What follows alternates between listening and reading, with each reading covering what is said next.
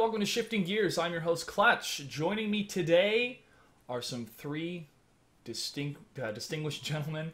We have Todd from Team Root, Silva, who is originally from Esports Canada and is now the admin for the North American Star League, and Leaf Eater, the man that Reddit sent to cover the BattleNet World Championship, which is what we're going to recap today. A lot of us watched it live, either on our computers or at Barcrafts, but Leaf Eater was actually physically there in China at the... First and foremost, gentlemen, thank you for joining me in today's episode. Also, it's going to be open phones, so if you guys watching would like to chime in, go ahead and hit me up on Skype, JG Clutch. I'll open the phones up a little bit later in the episode. The first topic we're going to talk about, guys, is pretty much how the first day went and really the production issues that occurred. Todd, myself, and Ken, we were at a Barcraft in Lake Forest, which is close to Irvine. Really good time, but we can't fairly assess all the issues that were strictly in China because we had some issues ourselves with the internet feed at the Buffalo Wild Wings venue. So, Leaf Eater, since you were physically there, I'll start with you. What was the production like as a live audience member? As a live audience member, it was kind of interesting because, at least from my perspective, because I had no idea what anybody was saying the whole time, because part of being broadcasted in China and everybody there speaking Chinese, the live event was covered in China, but everybody there on the production side was very, very hidden away, unlike other events where when you go behind the curtain and everybody's kind of all clustered together, you have the players and the setup and everything. They were locked in their own very private room, so that was kind of odd.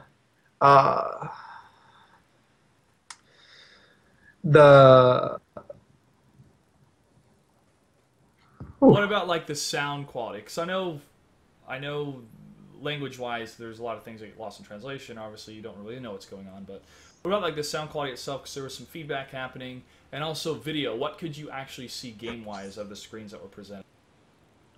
Sorry about that. My computer spit out a whole bunch of errors. It's okay. So the sound quality at the event was pretty much the exact same that you guys were experiencing from stream. Like all the feedback that you guys heard on stream, we were also hearing in house and through the venue. So our ears are probably still ringing. It was pretty bad at some points. And video-wise, we didn't see any of the cutscenes that you guys saw so many of.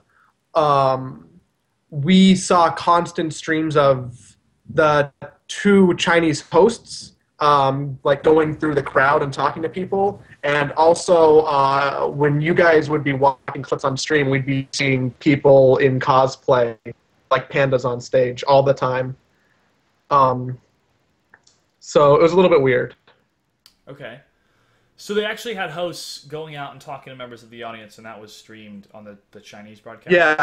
Did you guys see... Well, I don't think you did, but before every match in the venue, they had a big table you can go up to that had two big boxes in it, and each box had the player's name. And basically, you took a piece of paper, wrote your name on it, and voted for whichever player you thought was going to win.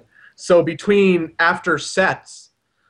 they would go to the boxes and get on stage with the two hosts. There was one guy who spoke English and Chinese, and a lady named Pepper. And was Pepper the one in the tutu type dress the first day? Pepper was the tutu type dress the first day. Dude, yeah. Pepper was cute, man. She was Pepper cute. was pretty cute. Yeah. But Pepper would pull someone's name out of the bucket, and then they'd run up on stage and like grab a T-shirt and awkwardly try and say something. And yeah, they were asking audience questions during the downtime. So there was more interaction. So there was a lot that we didn't see because there was a lot of stream. stuff really geared to the Chinese audience there Okay. that we didn't see, that you guys didn't see.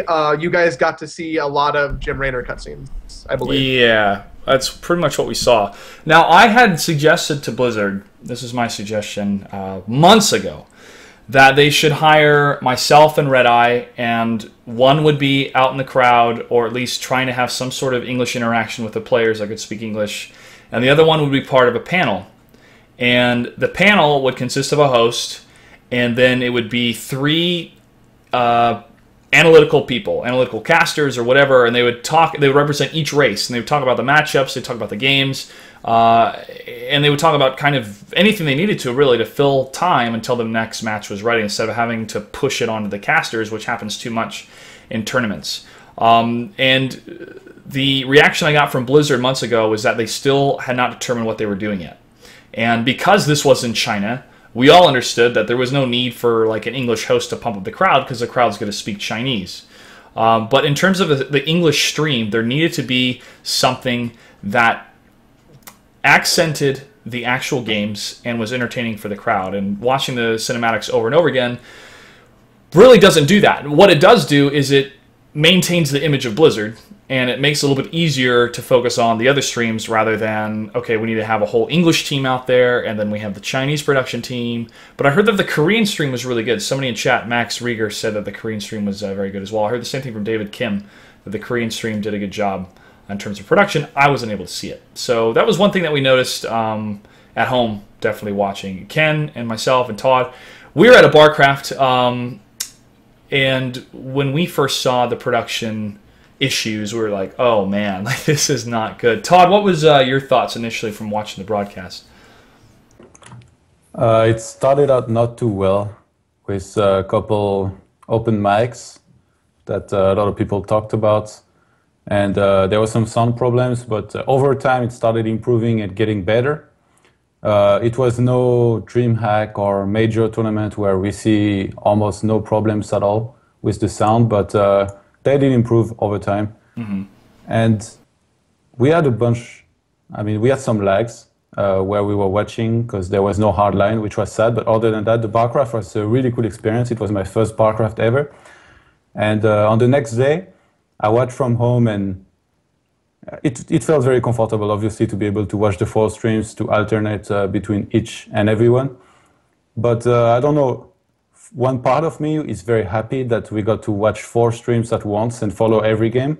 But the other one felt like it was maybe a bit too much, just because you can't really follow 4 games at once. You have to change all the time. You will not really be focused. Even 2, like 2 is the maximum in my opinion. You can just go back and forth between 2 games. But you won't be as focused into those 2 games as you would be if you were just paying attention to 1. And so imagine with 4. I had a very hard time keeping up. And at some point there was 4 very interesting games, I think toward the end, when they were showing the quarterfinals. There was a Protoss in each quarterfinal, so I wanted to see all of them. And even if they hadn't started all at once, I think at some points there was 4 streams where we had 4 different games, and I felt a little bit overwhelmed. So I'm not sure that I really like this format as a spectator, but production-wise, in the end, in my opinion, it became pretty okay.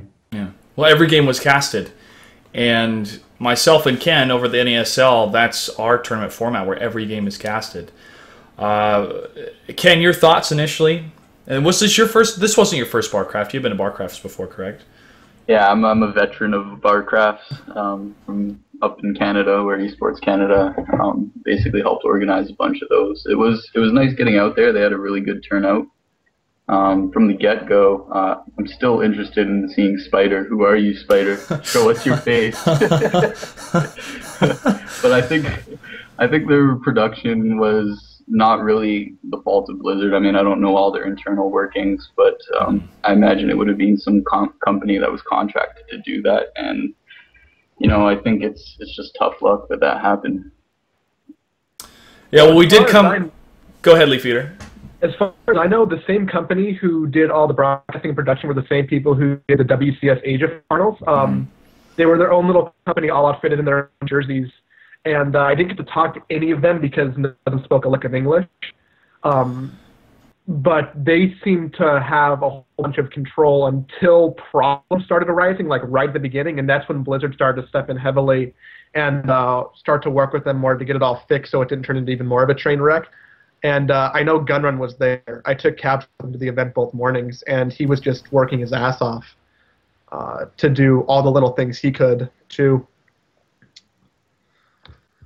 Yeah, I heard a comment from somebody at the Barcraft saying, like, man, Twitch like their format's not good because there's too much gamma on the screen. And we said it's not Twitch. If you watch the NASL broadcast, which is the crispest broadcast when it comes to StarCraft 2, I mean 1080p looks like 1080p.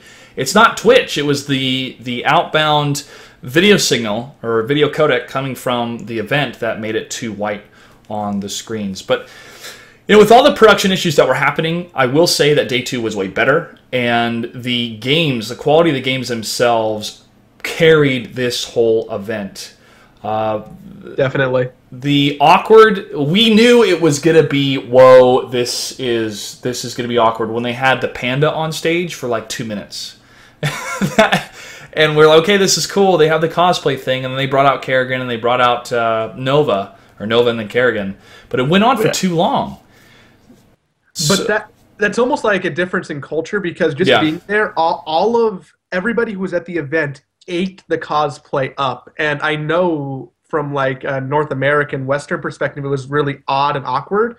But they had people, paid Blizzard cosplayers, like all throughout the event, and they were constantly swarmed by hundreds of people, all of them all the time. Like they really, really enjoyed that. Yeah, I wish there was cameras out there that would capture that between games, because we didn't get to see a lot of that. But again, that's the English stream compared to the Chinese stream. So the panda was a bit awkward, but it's Nova, man.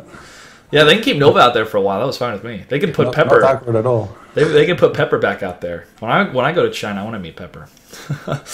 All right, so in the final thing with the first day production, the lost in translation thing, this was very apparent, because when the mics were on and you could hear the casters talk about certain things or try to address the sound person, my favorite, which is now a quote I'm going to use continuously, was Tasteless when he says, when I say go to commercial, you go to a goddamn commercial, which we use all the time now. Sorry to swear. But yeah, that stuff was so unfortunate, because we as fans of Blizzard, we as people that are proponents of esports and StarCraft 2,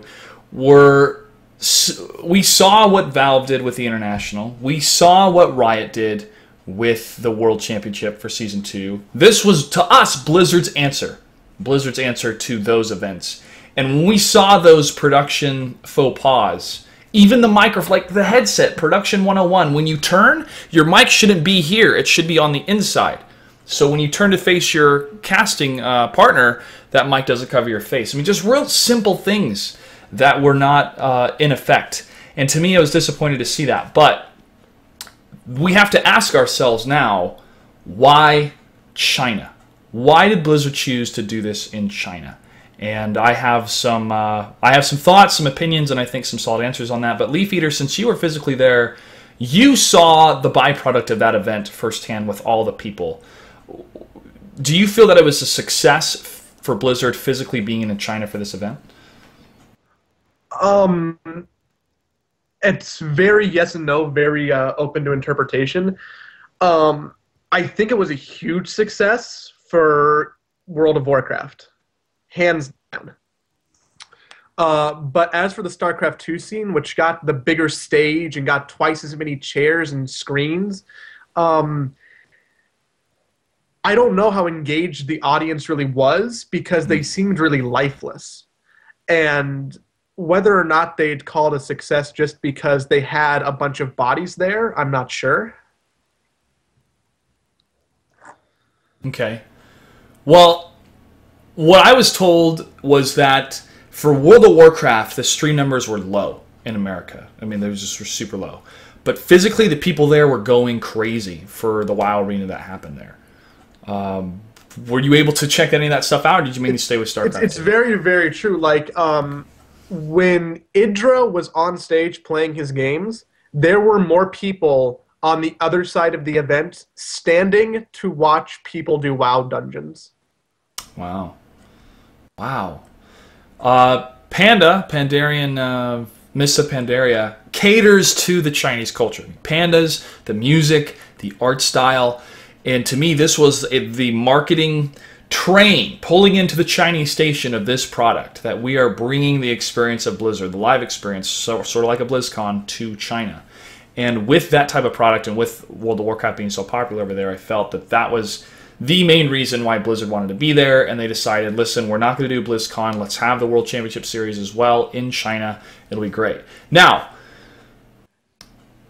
if people just take a step back and realize something here, could Valve or Riot have done the same thing in China?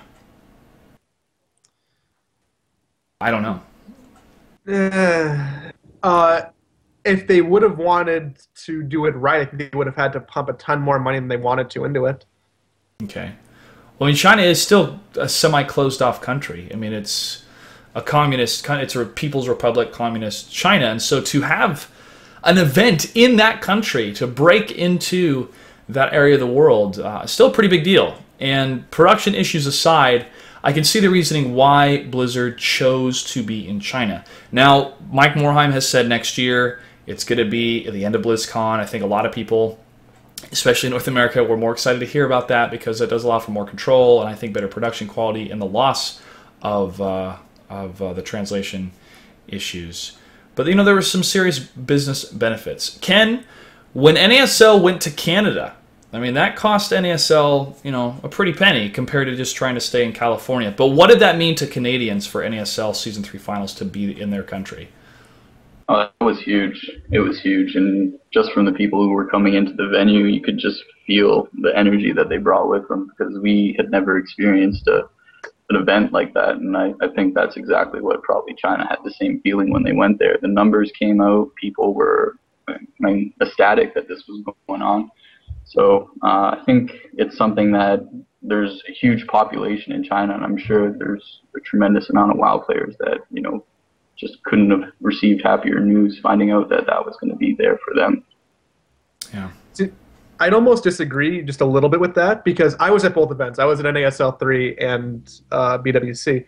And the Canadians walking into NASL Season 3 all had these huge smiles on their face, and you can just feel like how happy they were to be there and how excited they were to have something hosted there. But the people coming into the venue in China just didn't have that huge, sorry about that, just didn't have that huge like emotional uplift feeling where they were really just excited to be there in the first place. They were happy and they were sitting down and they were enjoying themselves, but they didn't have that, man, we got this big thing here and we're so happy. Okay, well, it could be a cultural thing too. Yeah, it definitely could be. Okay. Well, there definitely was business benefits for Blizzard to be in China. And when I first heard that it was announced in that country, I thought, what? But after realizing some important facts and what they were able to accomplish, it was a big deal. Todd, you know, the Iron Squid being a tournament in France, yourself originally from that country, does it make a difference? Does it make a difference location-wise to have these professional players go to these different countries? I mean, does it really draw a lot of fans to see them in real life, or is it more of they can watch it online anyways? There is a bit of both. And also, as to what Leaf Eater just said about the tournament in China, I compared it to NASL. For NASL, it was, as far as I know, the real first tournament that happened in Canada, and people really had been asking for it, so it's very different. I know of a lot of tournaments that happened before in China for Warcraft. There was a couple, at least one for StarCraft 2 that I can think of. So there wasn't this first time thing, we really want an event to come to a country type of feeling to it. But for France, it's a bit different because we've also had a lot of events over the years with ESWC and all that. But Iron Squid is, I think, it was the first tournament made by two of the very famous French casters, namely Ponf and Tude. And these guys are just super popular. They attract a lot of crowd wherever they host anything. And they worked very hard to make their tournament as interesting as possible. There were a lot of invites. I think it was exclusively invites for the previous Iron Squid. And it was just so interesting to first follow online, and then there was a lot of stories going into it too. And then you had the final four players playing offline. Just everything was kind of leading to a potential success for the finals. They also picked a great venue. So I think a lot of people went there and watched, but in the end, it was overall mostly hardcore StarCraft 2 fans, a couple casuals probably as well. And I wasn't surprised by this, and yeah, it was a pretty happy thing for me to see that the tournament worked out so well, but it would be very hard to actually compare it to another type of event somewhere in the world just because of the background it has to it and the way it was organized. Well, let's talk about the actual tournament format, something that Blizzard did have control over wholeheartedly because they got to make the format, and it had a group stage, and then it went into the elimination stage, and the top 2 people of the group were placed into the rounds that went into the elimination. So, Ken, since you are our resident expert when it comes to formats being the league admin, what strength, or how would you compare this strength or tournament? I mean, how strong was it? Do you think that it's a solid way to run tournaments? Do you think we can see some of this more in the future in terms of this format? And did it help create good storylines? Yeah, I thought right from the get-go when they did the conditional random draw for the seedings that there was going to be some storylines. I really liked the way that they came up with the group stages. You know, it was basically balanced enough where they didn't have too many people from the same continent in there. And once the group stages were sorted, it was easy enough to follow. I mean, especially if you were trying to follow a particular player in a 4-man bracket, and the winners and the losers. I thought that was a great way of doing things. Certainly easy to follow. And, you know, from their standpoint in terms of streaming it and whatnot, I think it went as well as it could. I mean, they had to do everything in a short period, but imagine that format in, you know, a bit longer time period, it would be really great. So I think it was a successful format they came up with, and I really hope we see more of it. I felt that it worked to continue really good storylines, especially those who made it out of groups, and to follow, you know, the 3 USA players, Idra, Suppi, and Illusion, rooting for them at the Barcrafts. They wanted to choose the games to follow them. Leaf Eater, you being a live spectator, was it easy for you to follow the storylines of who was winning with the 4 streams going on? Was there a big board with the brackets? I mean, how was it for you as an English speaker to follow what was happening with the tournament? Well, I wasn't your average person because I was running around doing a whole bunch of stuff anyways. Yeah, of course. As far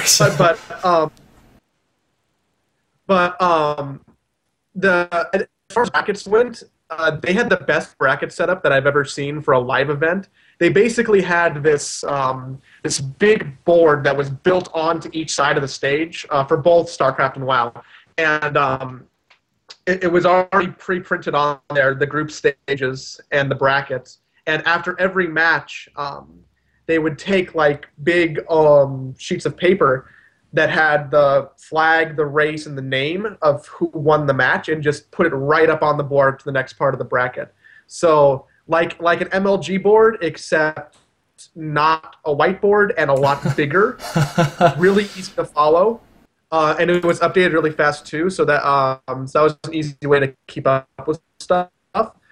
But we only saw content in the venue that was on the Chinese stream, which was the first stream, so only the events played on main stage. Mm-hmm. So if us from the media needed to know who was winning all the other games that are being played, we just had to use Wikipedia. Yeah, that was a main source that we used to try to stay on top of who was winning what on the different streams, since at the Barcraft we could only go to one stream. But it felt that there was a very solid progression going through the tournament, obviously with, you know, the groups, and then it would keep going lower and lower, and each of the games got more and more exciting. Any storylines that popped out for any of you guys before we talk about the Barcraft in day 2 of day 1? First one that comes to mind for me is Idra's performance. I think a lot of people were happy to see him performing well again, and definitely by the top Reddit post during that day, I think he was the whole front page for a bit there. Yeah. Maybe Night Beating Rain was pretty huge. And also Suppi doing so well and being so close, like literally inches away from beating Parting and knocking him out in the round of 8. Like, that was a pretty big story for me. I remember there's one match in particular Clutch got super excited for. It was definitely when the 2 brothers were facing off. That was got really excited, and I think he got the whole Barcraft amped up. Just yes, this is happening. Yes. That was day 2. That was a lot of fun. I wish that would have been able to be on the main stage, but they wanted to keep as many people in seats as possible. Okay. So pretty much Sen spent the entire second day on the main stage just because he was the crowd favorite. Well, of course, from Taiwan, you could see how loud the crowd got when they, 1, introduced Grubby, and 2, introduced Sen. When they introduced Grubby, I beginning. think that was the loudest point at the entire event. Wow. Wow, they do love him. They do love him. All right, well, let's talk about the Barcraft experience. Todd, your thoughts, man. What was it like, besides the technical issues that was happening, to have a social experience in a place where you could eat chicken wings and watch StarCraft 2? It was pretty cool, but sorry, I didn't get to answer about your previous. No, go if you go ahead, subject. man. If you have something to add to it. A lot of people talked about Adra's performance and Baby Knight, but almost nobody really hyped Titan. Mm-hmm. Titan, he beat Curious 2-1 in his first match, and he beat CJ Hero 2-0 in his second match. And almost nobody's talking about this, but for me, this is even more impressive than what Adra did, just because he won a PVZ in the first match, and then he beat one of the best Kespa players to have switched over to StarCraft 2, 2-0, to advanced, undefeated. He only lost 1 map. And that's just super impressive to me. He did lose to Kater in the bracket the next day with 0-3, but very impressed with his first day appearance here. And also, 2 of my favorites for the tournament, Stefano and Nurture, lost in group stage. And I'm not sure if we can call this a storyline, but I was very surprised by this. A little bit less by Stefano, just because he had a really tough group. Mm-hmm.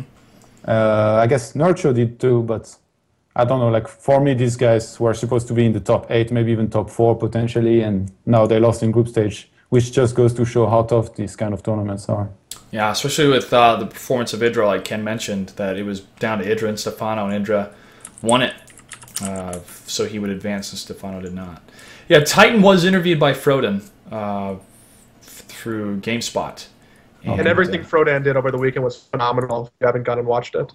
Yeah, especially his interview with Dustin Browder. It's very good. So definitely check that out. He was a little anxious about whether he's going to be able to make it to China or not because of his visa, but he was able to get that done and he made it. So we were happy that he got to go. The whole NESL studio was a little quiet last week because most of our casters were gone. The casters, no Dan. Yeah, but it was really cool to see that. Good to see that you got some good interviews. So, anyways, Todd, your experience with the Barcraft. Anything else you wanted to add?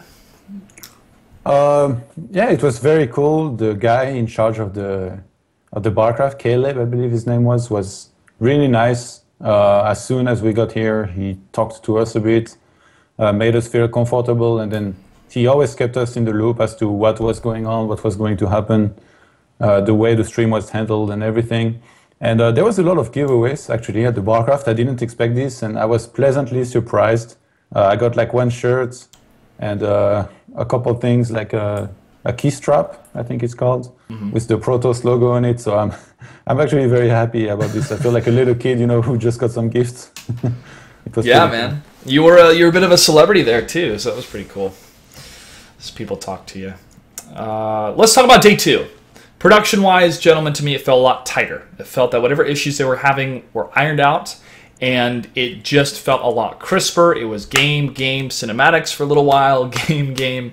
And the schedules of games is that the downtime wasn't too daunting, especially because you could switch between the 4 streams, and then it became 2 streams, and then 1 stream, obviously, because the games were whittled down to just, the semifinals and the finals. But being in a social setting like that was fun to cut down the downtime, because if there was, they would have raffles, they'd give stuff away, or we'd make an announcement.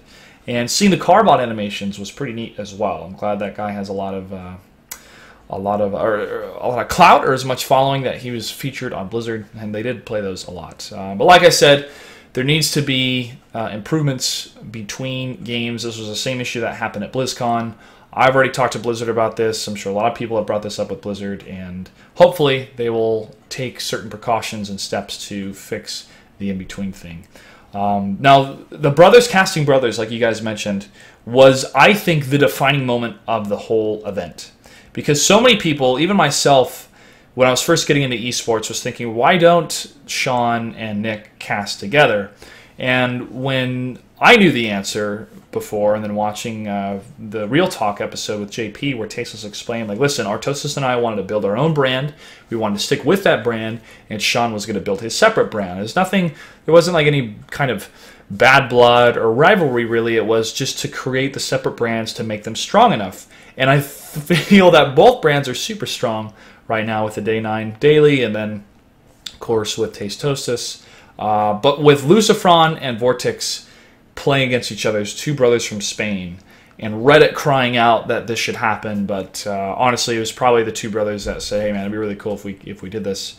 And they did. And when I saw that on stream, I started freaking out in the Barcraft and was pointing like, this is amazing! Like, this is actually happening. And people in Barcraft were like, yeah, and they started cheering. It was really cool to see. I don't think even we watched most of the game because we switched over, I think, to Suppy that was playing. But it made a very historical moment to see two brothers cast, two brothers competing. I thought that was really neat. Any stories? Or go ahead. I'm actually curious who made this happen. Is it Blizzard really starting to listen to the community? Or like, do they read Reddit? Do you know anything about this? I know, I'm almost 100% sure that this happening was a direct result of the threads on Reddit. Okay. But who transmitted the info from Reddit to Blizzard? Almost all of the Blizzard employees, like the ones that are community managers. So for North America and Europe, I think they had 3 different community managers there who were like helping the media do their job, but also keeping up with all the Twitter, all the Facebook, all the Reddit posts, and all that stuff. So they're constantly reading that stuff. Mm-hmm. Like, even we went to dinner with one of the ladies who works for Blizzard EU and has for a long time, and she really wanted to get across the point that a lot of people don't think that a lot of people think that they don't read stuff like Reddit every day, but they actually do. Yeah. It's just we don't really see them act on it up front and as blatantly as they did by doing the Brothers Casting Brothers thing. It's neat to know that they do read it, and sometimes it's troubling to know that they do read it because there's a lot of morons. I think there's a lot of morons that get a lot of upvotes on some things. And we're like, guys, this is the vocal minority sometimes, you know? But to me, it was this perfect scenario for this to happen and for history to be made with these two brothers casting. And to me, it was great. It was great. And they casted a really good series as well. So to me, that made the event, that moment. But of course, there's so many things. The power of Sen, the emotion of parting. I mean, in tears after beating Suppy. And Hero, so emotionally distraught. What's that? I said because he should have lost. He knew how close he was to losing. Well, I heard Suppy said that Parting said he was a bad foreign player or something. I don't know what was going on back and forth. I don't know if he called out Suppy directly or if he was making a general blanket statement of all the North American players. Okay. I think he likes to taunt a lot in general, especially if he wins. He likes to make kind of a show like MC used to do a little bit. Yeah. It's not particularly directed at anybody. He's just the way he's in interviews. I know he did the same a few times before, like with Marin King and stuff. They had like those very, maybe I would say a little bit harsh comments toward each other when they had to play each other in the GSL. Yeah. But it's nothing personal. I think it's just for the show. Okay. Well, I mean, the emotions were high because this prize pool is huge. They're in a different country. They're representing their specific countries in this match. It's not just their team. It's not just the league that they're in. It's their actual country. And you know, when it comes to country pride, Korea is definitely up there of representing their country in that. Another notable piece that happened was the Hero versus Sen game. Sen beat Hero. I was like the only person in the Barcraft cheering for Hero. Everyone else was cheering for Sen. But Hero was so bummed that Sen came in to shake his hand and Hero didn't acknowledge him. Then Hero apologized on Twitter saying, I didn't even know Sen came in the booth. I was so out of it. And that's tough. It's tough to see that, but that's part of the game. That's part of the game. Any other storylines you guys noticed before we talk about the top 3 players? Not really. Okay, yeah. It seemed pretty straightforward throughout the rest of the day for day 2. So moving into the top 3, with first player being Parting, obviously did a great job. Next being Creator, Protoss versus Protoss. Todd, your thoughts on Protoss right now, man? Because we all thought it was going to be Zerg top 3, at least I did. I know, but I don't know. I feel like a lot of Zergs, they got very unfortunate, losing in the group stages. Nurture and Stefano is probably 2 of the best CVP in the world. They lost in group stages, so we didn't get to see them against Protosses in the brackets. And if you look at the brackets, the quarterfinals, a lot of people thought about it, saying it was Zerg versus Protoss, but really, for me, it's Korean versus Foreigners. You have Parting against Suppy. Parting is supposed to win this. He barely did. Hero versus Sen. I think I would rate Hero over Sen, but somehow he lost with 2-3, very close games. Rain versus Killer. No offense to Killer, but Rain right now might be probably the best Protoss that I see playing. And Rain did win 3-0. Creator versus Vortex. Vortex is really good, but I don't think ZVP is the strongest matchup. So Creator won logically here. The outcome of those matches was logical, except maybe for Hero versus Sen. Sen played really good. I don't want to take anything away from him. But yeah, for me it was mostly Korean versus Foreigners. I would have liked to see Parting versus Stefano, Hero versus Nurcho, maybe Rain versus Curious, and then Creator versus maybe Life. That's Protoss versus Zerg for you. Because those Protosses in this lineup, they are the best Protosses, they are the best Protosses versus Zerg. But those Zergs, no offense to them again, they are very good, but they are not the best Zergs versus Protoss in my opinion. Okay. Maybe Sen is the best one of them, and he's the only one that won. And that goes into the hypothesis of the group stages of who makes it and who doesn't. So maybe next year we'll see something different. Actually, we didn't talk about the format and the way that the round of 16 was kind of like it was announced which group was mixed with which other group. What do you think about this? Like top from A faces runner-up for Group F? Yeah. Did you hear anything about this, Leaf? I didn't hear anything directly from the players, but I did see online that people were like, oh, well, people know who they're going to be placing. Well, actually, that's a lie, because Illusion and State both expected to play. They pretty much knew who they were going to be playing if they got out of groups. So I think they were both against Protosses. And they purposely did not use the builds that they wanted to in their group stage games to try and better set themselves up for what they prepared for the round of 16. So since they knew who they could be playing, it definitely affected how they played Win. Huh. Okay, and for example, Rain, if he would have won against Baby Knight, he would have played against Hero. Do you think there is any chance that he knew about this and it might have affected his play versus Baby Knight?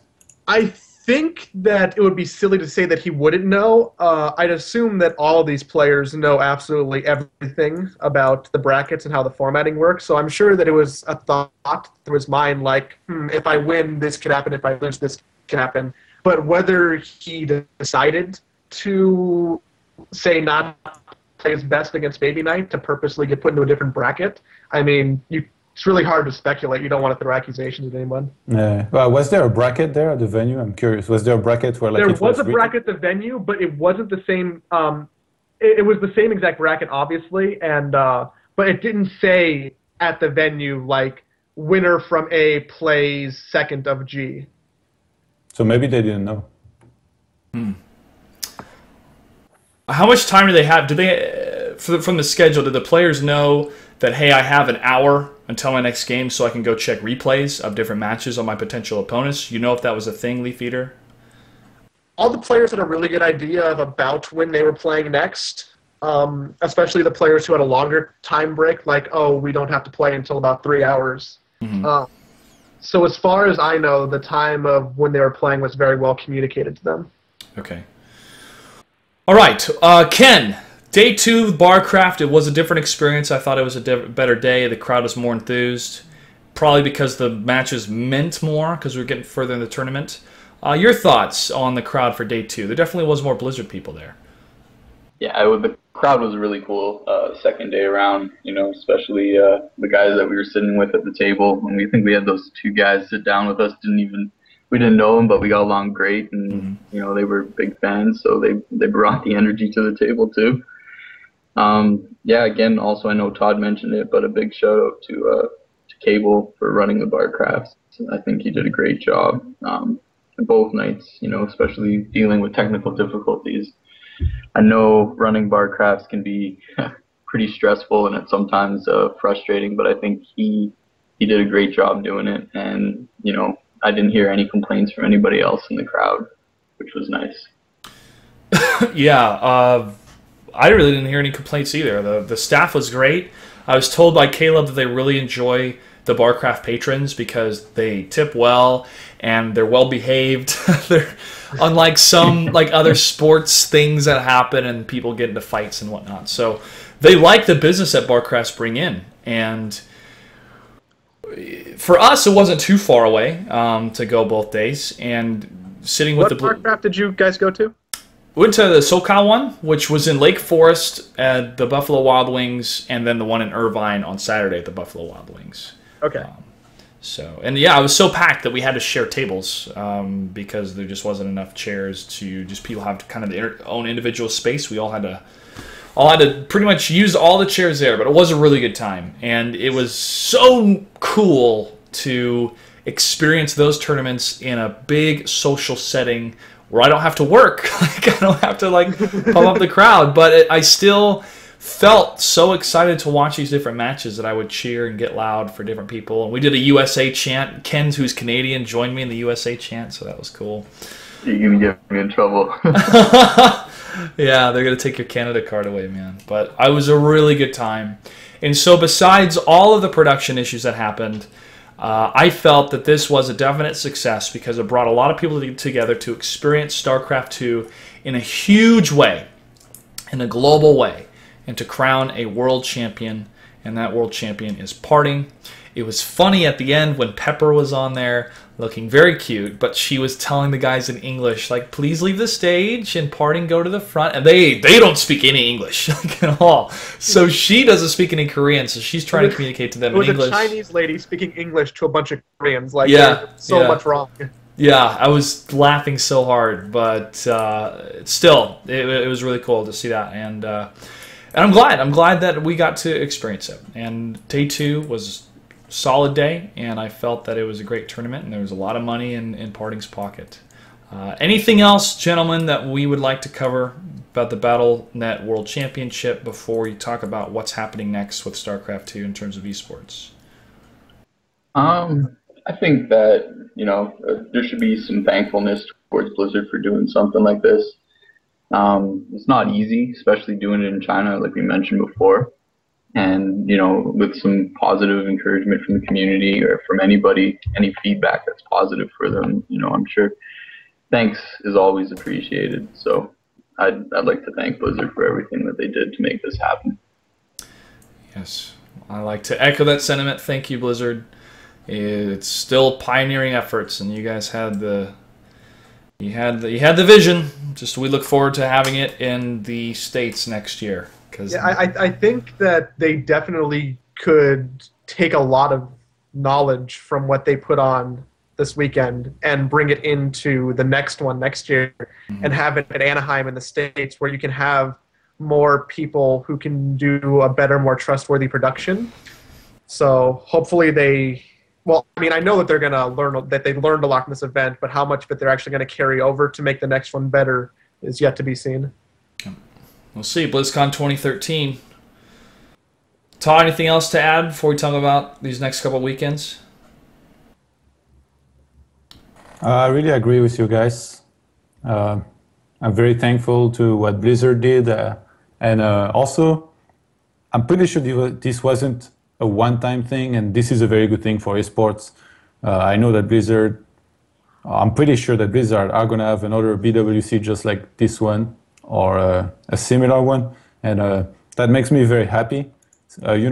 When you're a pro gamer, a lot of the time you have a lot of stress, and to see a tournament like this, that really gives a chance to everyone out there to participate and potentially qualify for more tournaments, and then you have a shot at making some money or having some success playing the game you really like. It's a great opportunity. So, yeah, thanks to Blizzard for that.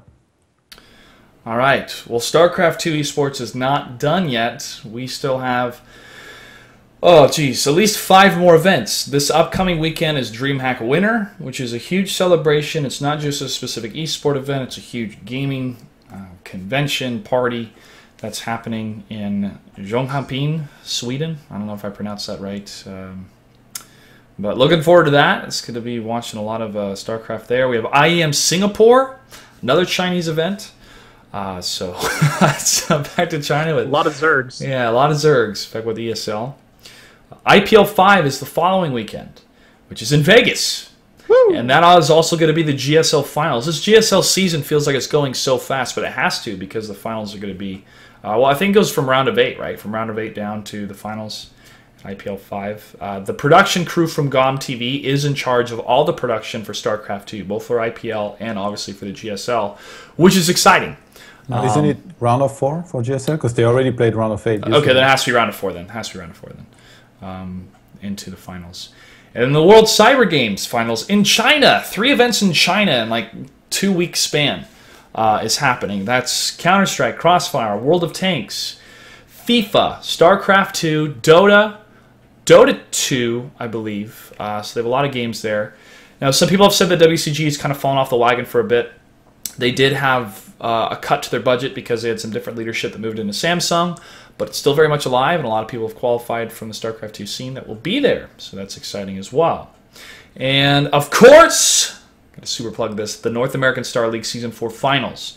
These finals take place December 8th and 9th at the Center Theater in Long Beach, California. Myself and Ken were able to check out this venue recently. It's a super nice venue. It's a beautiful theater. Every seat in the house is a very good seat, very comfortable. How many seats is it? 825. So get your tickets because they'll sell out. Get your tickets. NASL.tv. Max Rigger says there's also Home Story Cup. I haven't heard any information from Take about this Home Story. I might have missed it and all the other stuff. I think he made like a really just general announcement, like almost in a stream chat or something, like, oh yeah, there's going to be a Home Story Cup at the beginning of December, so whatever. Yeah.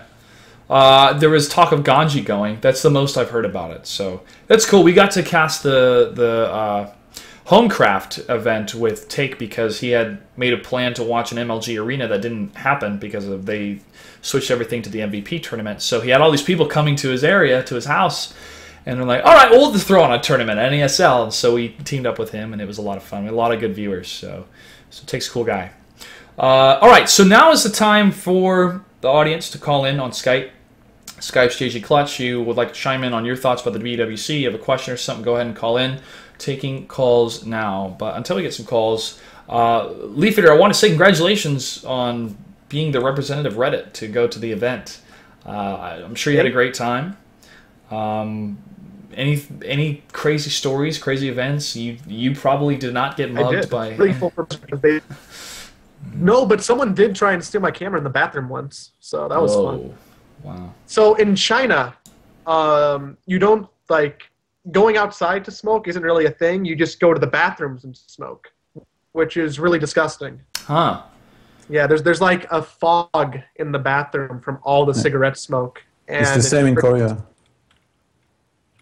Go ahead, continue. Sorry.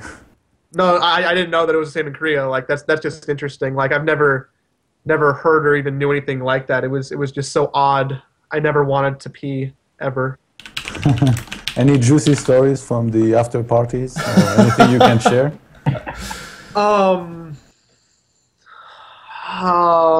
Not really. Something. Not too much not too much juicy stuff that I could share from the after parties. Okay, so it's only hardcore stuff. Um, Rotterdam and Mr. Ben, I think Stefano, got kicked out of a cab. And Ben was so pissed because he was like re-traumatized because Rotterdam was just so intoxicated. The cab driver kicked him out, and Ben's like, "I'm gonna die in China again." Oh no, that sucks, man. There should be a TV show following these guys around. Like, I know that he has a history of partying pretty hard, but he was pretty bad. Like, he needed a babysitter bad. Oh, that's unfortunate. Was there an actual official after party, or did everybody just get together and go to a local club? The official after party was a Blizzard only event, so there wasn't like a Twitch setup party, or there wasn't like a really generic hotel room party. It was a lot of different pockets of people getting together and doing their separate thing. Not everybody was really combined.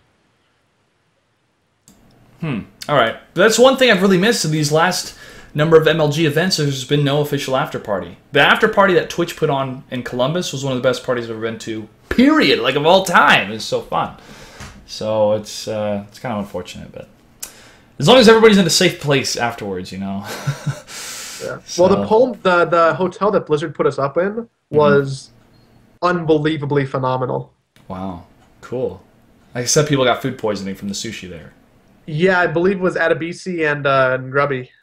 Ah, that sucks. Like, don't eat buffet sushi and don't eat buffet oysters, even though it was like high class 5-star top skyscraper buffet. Yeah, no, you don't eat that. I didn't eat any seafood, and I didn't drink any water because I didn't want to be sick. Like, I don't know why other people are like, yeah, you know what? I'll try this uncooked fish that's right here. Yeah.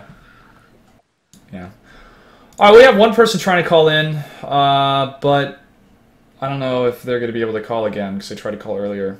So if it takes me to voicemail, then I won't leave a message. But it's a wonder of Skype. Some people are there, some people are not. And we pretty much answered a lot of the questions in chat. So I think everybody's questioned out. So I don't think this person's going to answer. So since we did such a good job, gentlemen, talking about this event, we'll just go straight into shout-outs. And we'll start with you, Ken. Just shout out to everybody who helped make BWC happen. To all my new friends over at NASL, I'm happy to be here. And to Clutch putting on this show, and Todd and Leaf Eater for providing some great input. All right. Thank you, Ken. You guys can follow him at Ken R. Silva. Make sure to do so because he's one of the best admins when it comes to operating leagues. NASL is very fortunate to have him. Leaf Eater, your turn. I gotta thank Blizzard because really they sent me out. They paid for me to fly and stay in China to do coverage for them, so that was just amazing. And a big thanks to our StarCraft for sending me there also. We get a lot of shit, part of my language. That's all right. But not all of us are bad people. So thanks Blizzard, thanks our StarCraft. You can follow me on Twitter at LeafEater. Which would be awesome. I'm so excited. I got like 200 followers over the weekend, and I feel like I'm like Lady Gaga or something. Nice. Congratulations, man. So thanks for having me on too, Clutch. Yeah, well, thank you for coming on. Todd. Well, thanks to you for driving me to the Barcraft, first of all, for having me on the show. And as always, thanks to my team. They're the one really also supporting me and making it possible for me to play the game professionally, to be known in esports, to go on all these shows. They are Root Gaming, our sponsors, Task Keyboard, Twitch.tv, and Rush Oddities. Blizzard as well. I think it was very good of you to mention this many times, but we should really show them how much we enjoyed BWC, send them emails, spam their Twitter, so that they know that the community really appreciated the event.